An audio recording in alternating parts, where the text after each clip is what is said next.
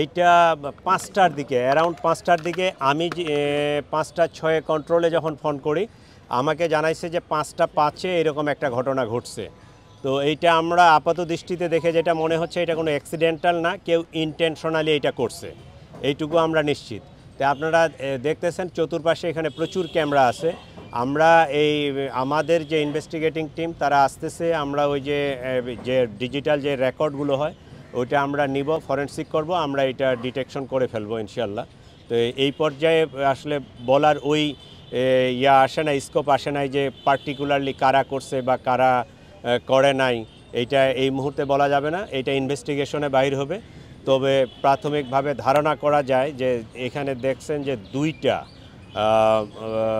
Portrait পুরানো হয়েছে। একটা হয়েছে বিগত সরকারের যে সরকার প্রধান ছিল ফ্যাসিস্ট, তার যে একটা পোর্ট্রেট করা হয়েছে এইটা, এবং ওইটা পুরাইতে গিয়ে সম্ভবত কবুতরের কিছু অংশ আংশিক পুরানো হয়েছে।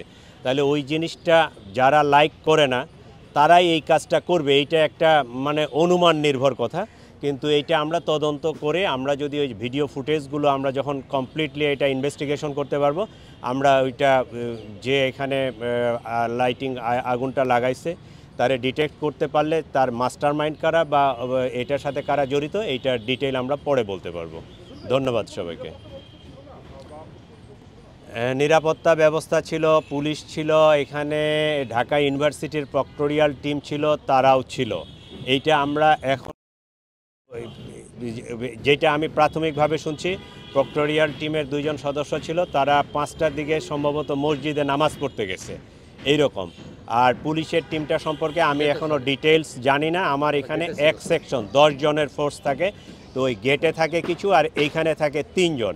আমি ওদেরকে এখনও জিজ্ঞাসাবাদ করতে পারি নাই, কারণ আমি সকালে সরাসরি এখানে চলে আসছি। আমি জিজ্ঞাসাবাদ করার পরে জানতে পারবো যে আসলে তারা কই ছিল, কী অবস্থায় ছিল বা কিভাবে এই আগুনটা লাগলো। তাদের কাছ থেকেও কিছুটা তথ্য পাওয়া যাবে, আর ভিডিও ফুটেজ বিশ্লেষণ করলে আমরা আরও সঠিক তথ্যটা পাবো। ধন্যবাদ সবাইকে। আমি অফিস থেকে সরাসরি, অফিসও এখনও যাই নাই, আমি বাসা থেকে বাইরে সরাসরি এখানে আসছি।